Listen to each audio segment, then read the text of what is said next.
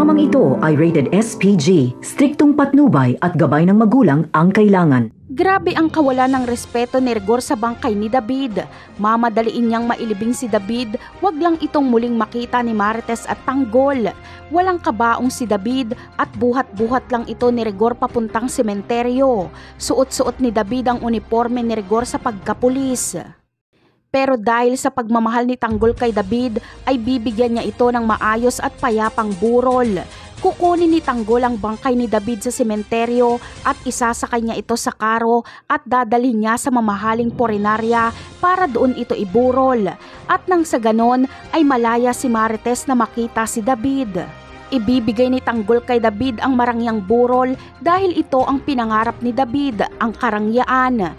Labis namang magpapasalamat si Marites sa ginawang ito ni Tanggol. Walang kamalay-malay si Rigor na kinuha ni Tanggol si David, na isahan siya ni Tanggol.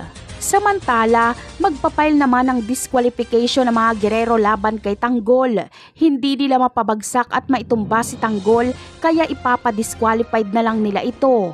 Idadahilan ni Roberto na basagulero umano si Tanggol kaya hindi ito pwedeng humawak ng posisyon sa gobyerno. Kay Tanggol nila isisisi ang nangyaring barilan sa motorcade. Pero magtatagumpay kaya ang mga Guerrero sa hakbang nilang ito? Yan ang aabangan natin sa mga susunod na episode. Paalam!